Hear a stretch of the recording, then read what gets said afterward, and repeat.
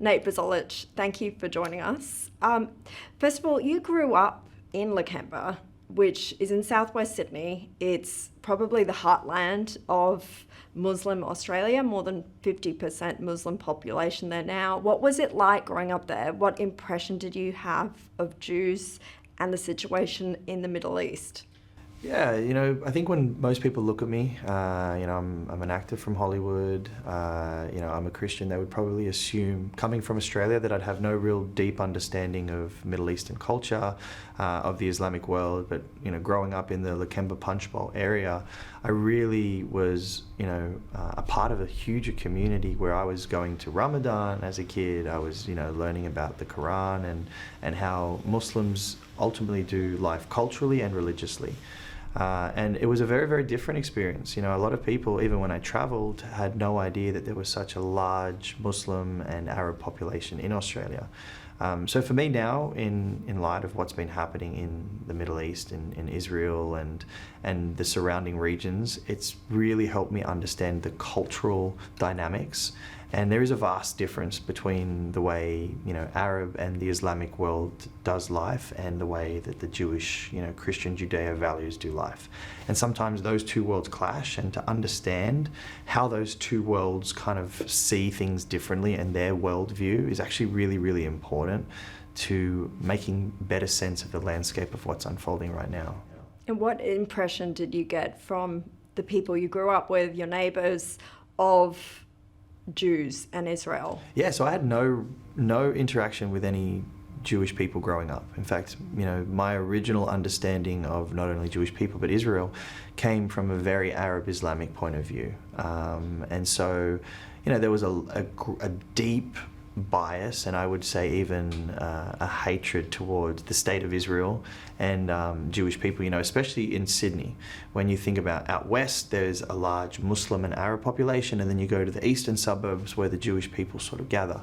One of the things, that I didn't really understand growing up is why would I never meet Jewish people? And in light of what's happening in 2023, you actually begin to understand that they're a very closed community, but they're also very kind of quiet about their identity purely because of situations like this. Because it seems like, even though this war is unfolding in the Middle East and we're here in Australia, the Jewish community has faced such harsh threats and violence, and some of the things that happened in front of the Opera House after October 7th really highlights this deep hatred that many people within the Islamic and Arab world have towards not only Israel but the Jewish people. Speaking of those protests outside the Opera House, and there were also scenes where you grew up in Lakemba, of people openly celebrating the October 7 attacks. There was a prominent preacher who called it a day of victory. How does it make you feel to see that in your home suburb and in your home city? It's shocking. It's shocking, and it's disappointing that, the vast majority of Australians don't understand what they were actually celebrating. Within the Jewish community, everybody was aware of the horrific nature of October 7th. And I think, sadly, mainstream media and, social media today really hasn't been able to amplify the radical violence and barbaric nature of what Hamas did on October 7th. 1,500 innocent, unarmed Israeli civilians brutally murdered, whether they were at the Nova Music Festival, whether they were in the various communities, which are kibbutzim around Gaza. I mean, we're talking about women being raped, children being slaughtered in their bedrooms, families being massacred around their table. And when you see a community of people celebrating that anywhere in the world, it should appall the international community to a point that we really have to address this greater issue that we have. You've made a name for yourself in Hollywood. You left Australia, you starred most notably in the series The Vampire Diaries and then the spinoff, The Originals. What made you want to take a break from the acting, possibly, as a professional actor, this is risky for your career, and speak out about Israel? What made you want to do that? I went to Israel the first time in 2017. I'm a Christian. It was something that was just pulling on my heart to have a deeper understanding of the text that Christians follow, so the Old Testament and the New Testament. And one of the most important elements of this God of the Bible, he has a covenant relationship with a very specific group of people and a very specific land, which is the Jewish people in Israel.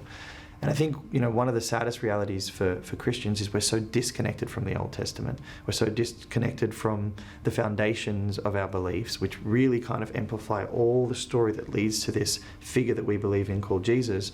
And we kind of just focus on the Jesus, but we don't really understand this promise covenant relationship that God had with the nation of Israel and the Jewish people. So I was always really, really curious about understanding that. And what was shocking to me is when I went to Israel for the first time in 2017, I realized that everything I was taught about Israel from not only an Islamic but an Arab point of view was completely wrong. And so often what I found is that the perception that the Arab Islamic world tried to portray Israel as had, I would say, brushes of truth but hide the greater context. And so what they were really trying to do is create this evil enemy in the eyes of the world, which just wasn't there. And so when I went to Israel and I saw the beauty of the Jewish people and I saw how successful the nation of Israel was and how it was actually the one true democracy in the Middle East, it really started to make me think, have I been supporting or been complicit in this hatred towards Jewish people? And growing up, I heard so many anti-Semitic statements and things said about not only the nation of Israel but Jewish people all over, by Arabs or Muslim believers all over the world. So when I really started digging into the history and started pulling out what they were trying to say and seeing the truth of it, it really just started to frustrate me. So I would vocalize this online, and obviously the backlash would be pretty severe with someone who stands for Israel, who supports the Jewish people. There always tends to be a very, very violent response from the other side. You are one of the few celebrities who have spoken out in support of Israel. I mean, even among Jewish celebrities, and then to come from a non-Jewish celebrity, what sort of personal toll has there been for you since speaking out? And I know you've been doing it for a number of years, but much more frequently even since October 7. It's what you would expect. It's death threats in your DMs. It's all kinds of false evils spoken about you in comments, and even people will make TikToks and other videos just trying to defame you. I think the one thing that the pro-Palestinian propagandists want to achieve is they want to discredit you. And they want to attack you, and they want to give you all sorts of titles so that everyone will stop listening to your voice. So often you'll be called Islamophobic because you want to support the nation of Israel. And so these are just tactics that they tend to use, and this kind of really does highlight this greater issue where it's not an open conversation saying, well, let's really look back at the facts and the history of this nation, but rather let's, use emotionally manipulative driven language to sort of scare the other side into silence. Do you think that's why so many celebrities don't speak out? Absolutely. When you think about celebrities and their social media platforms, it's all about generating and continuing the success in their industries. And so any negative press, any negative comments is going to deter them from being successful in what they do. So, it's an absolute strategy of pro-Palestinian supporters to attack anybody who supports Israel in a hope that they would be too scared to lose their reputation or their career or whatever it is that they're sort of working towards. Obviously, you weren't put off by it, and you have gone in person and spent a significant amount of time since October 7 in Israel. Why did you want to be there? It was important for me to go to Israel because I knew that if I spoke from my place, I live in the US now. I live in and I've spent the last 18 years of my life in the US. But if I just spoke from the US, talking on a topic that's in another continent, I knew ultimately people would start saying, well, what do you know? How do I believe you as opposed to believing people who are reporting from Gaza or reporting from the regions that surround Israel? So for me, it was really essential that I was there on the ground and actually had real conversations with people who experienced October 7th and who continue to experience the horrors of what this Palestinian movement has really been over the last 75 years. It's an interesting journey that you take as an outsider from both the Arab and the Jewish world, when you actually just look at it from a critical point of view and you look at the history, there's a lot of flags that the Palestinian propagandists on social media never want people to know online. Like a perfect example of that is the Hebron massacre of 1929, where some 63 Jews were brutally murdered in a location called Hebron by the Arab populace then. And that's a really, really important moment in human history to understand that this had nothing to do with the establishment of the State of Israel. And this had everything to do with some deep-rooted generational hatred of the Arab population towards any Jewish presence in the land. And so when you understand that, and you have conversations with Arabs all over the world about that, they tend to defer or remove themselves from the conversation because they can't make sense that if they're only upset about Zionism or Israel, why was the same thing happening before the establishment of the State of Israel, where we see the exact same violent behavior.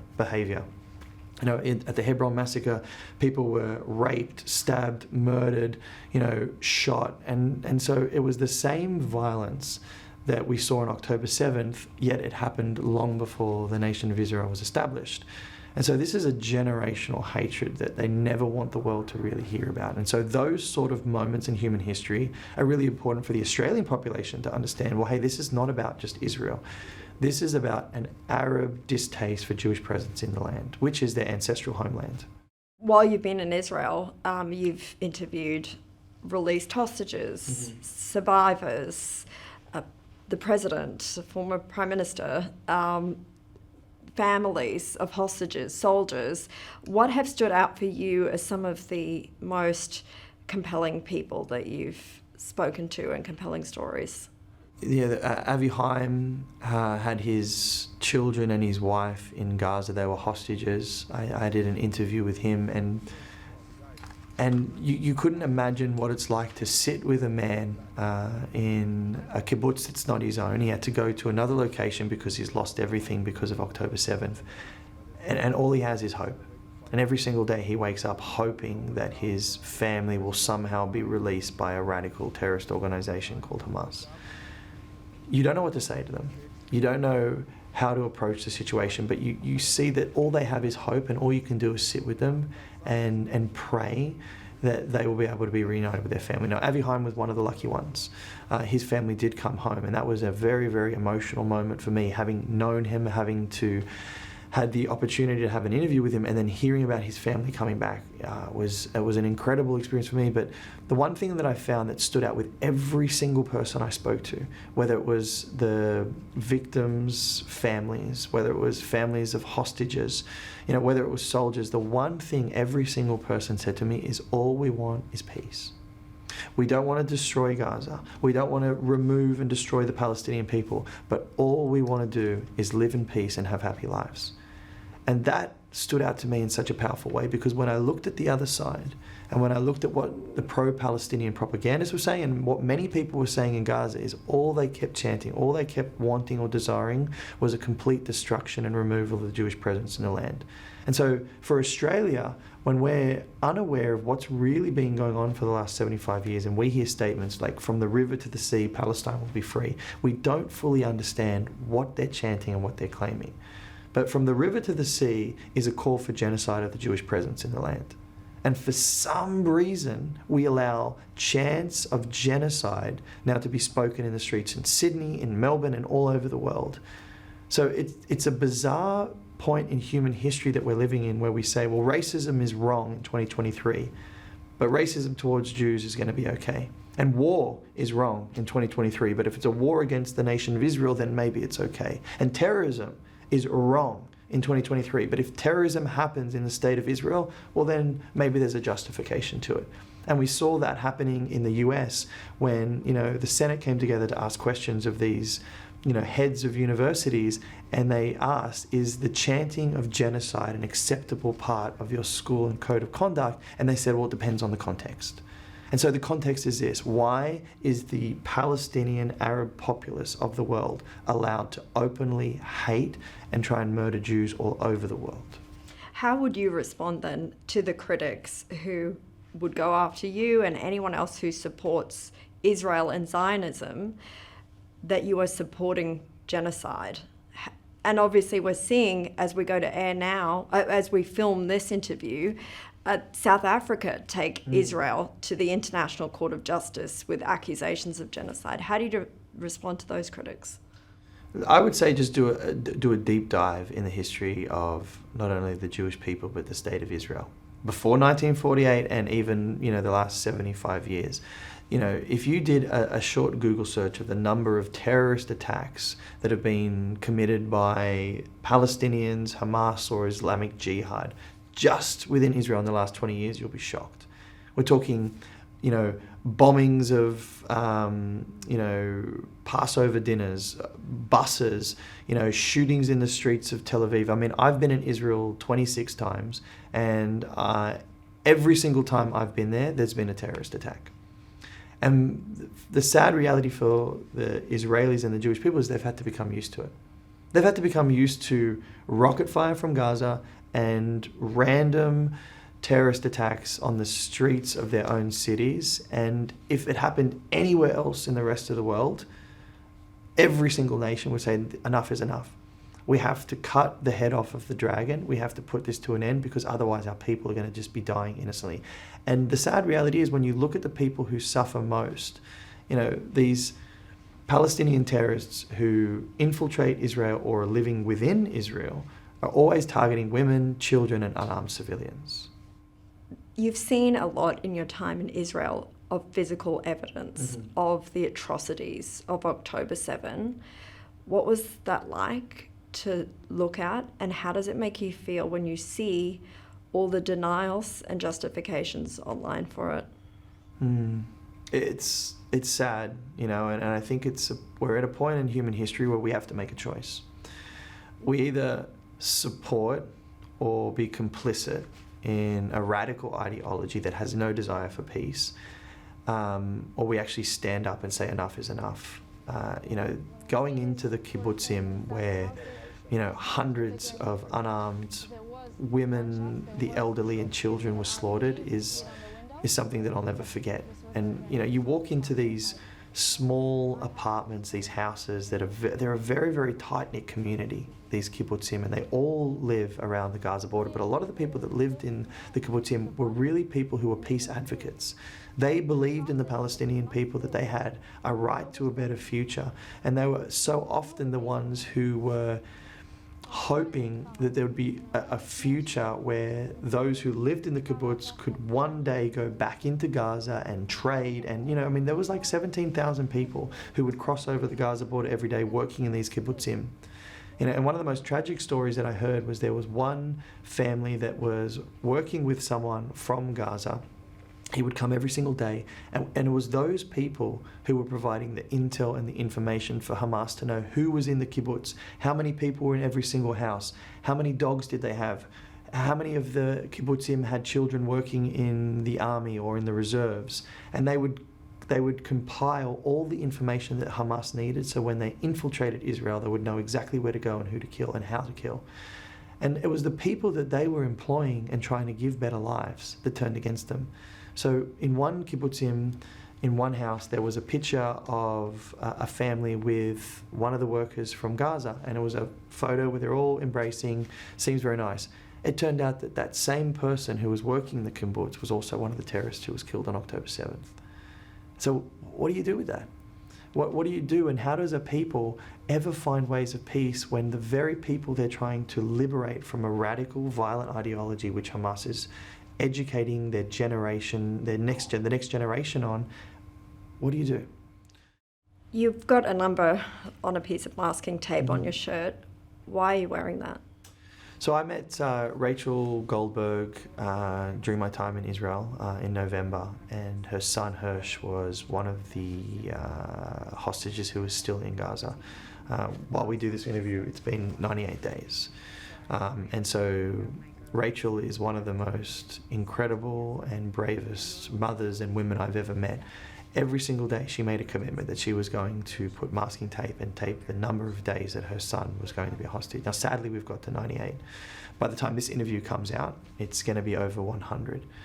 And this is now going to be my daily reminder that as long as the pro-Palestinian groups are marching in the streets calling for a ceasefire, they're also not marching in the streets to call for a return of innocent hostages that had absolutely nothing to do with this war.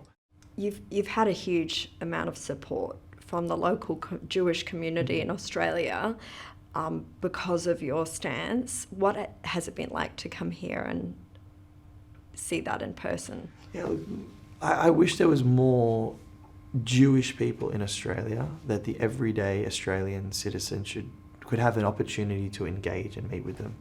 They're a kind, generous, hardworking, loving community, and they're successful. You go to the eastern suburbs and you see where Jewish people live, and many of them have had successful businesses or created incredible lives for themselves through hard work, determination, effort, and the ability to do what Jewish people do best, which is to live and prosper.